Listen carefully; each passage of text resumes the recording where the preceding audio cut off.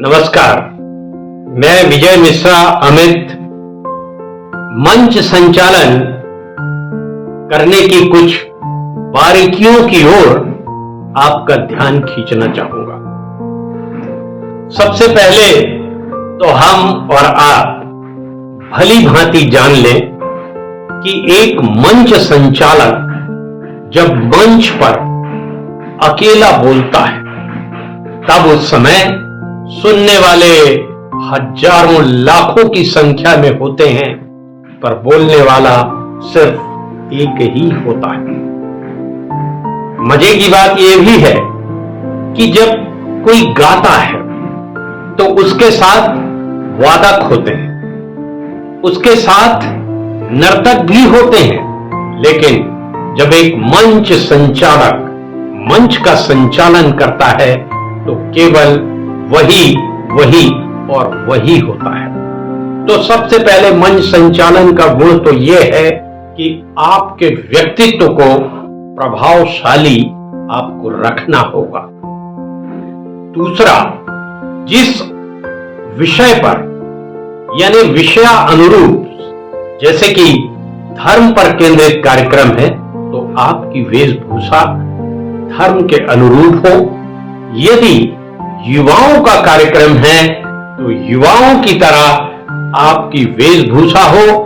और हां, शब्दों का चयन, कहते हैं कि बातन हाथी पाइए बातन हाथी लात, अर्थात आप अच्छा बात करना जानेंगे तो आपको हाथी इनाम में मिलेगा, और अगर आपने बात कहीं गड़बड़ कर दी तो हाथी के लात भी आपको खानी पड़ेगी। तो शब्दों का चयन बहुत सोच विचार कर करें। जैसे कि अब आपको मैं बता दूं, आप किसी पर्यावरण संरक्षण कार्यक्रम में आप गए हैं, तो पर्यावरण संरक्षण कार्यक्रम में जाते समय आप पेड़ पौधों के महत्व को समझें। याद रखें, पेड़ पौधे हमारे लिए जन्म से लेकर मृत्यु तक हमें साथ देते हैं। और साथियों, वृक्ष धरा के भूषण हैं, दूर करते प्रदूषण हैं। इस बात के साथ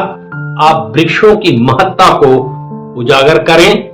ये भी बताएं कि यदि आप पौधे को एक बार पालते हैं, अर्थात जब आपने एक छोटे से बिरवा को एक बार पृथ्वी पर लगा दिया तो वो बढ़कर विशाल दरख्त का रूप ले लेता है, और आपको दवाई से लेकर फल फूल, आखिरी में जब आप मर जाते हैं, निधन हो जाता है मनुष्य का, तो साथ में केवल वही सूखा पेड़ जाता है और कोई साथ आपको नहीं देता।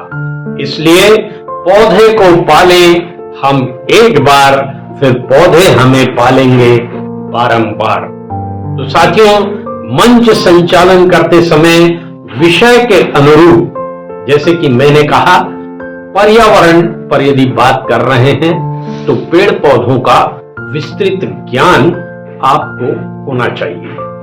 कुछ छत्तीसगढ़ी, कुछ हिंदी, कुछ अंग्रेजी, जैसे कि बहुत बढ़िया स्लोगन है, trees are our life line, keep it always in your mind. जी हां, और छत्तीसगढ़ी में भी अगर आपको लगता है तो आप छत्तीसगढ़ी में कि जेकर घर पेड़ है चिता तेखर घर है पेड़, यानी बढ़ोतरी, और जेकर घर खेत के मेड़ है तेमा पेड़ लगाओ संगवारी हो, काबर की पेड़ हमला जीवन भर, मेड़ माने बढ़ोतरी दी ही हमन के सबके जीवन के दाता आए पेड़ पौधा मना। जय हिंद, जय धरा, यानी धरा हो हरा, और संगवारी हो नान नान चीज बहुत सीख देते।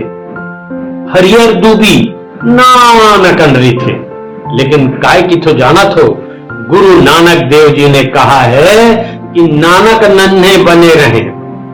आप जानते हैं कि जब कभी आंधी तूफान का आगमन होता है तो देखिए, जो पेड़ झुकना जानते हैं वे नहीं टूटते, लेकिन जो पेड़ अकड़े रहते हैं, आंधी तूफान से झुकते नहीं, वे टूटकर गिर जाते हैं। अर्थात पेड़ पौधे हमें ये भी सिखाते हैं कि जरूरत पड़े तो झुकना चाहिए, झुकने का भाव आपके भीतर होना चाहिए। इसीलिए गुरु नानक देव कहते हैं कि नानक नन्हे बने रहो जैसे नन्ही दूब, बड़ी घास जल जाएगी दूब खूब की खूब। आप देखिएगा, जब कभी मैदान में जंगल में आग लगती है तो बड़े बड़े घास जल जाते हैं, लेकिन दूब, छोटी की दूब तो अक्षयों की त्यों बनी रहती है। अर्थात एक समय के बाद अनुकूल वातावरण मिलने पर दूब फिर उगाती है।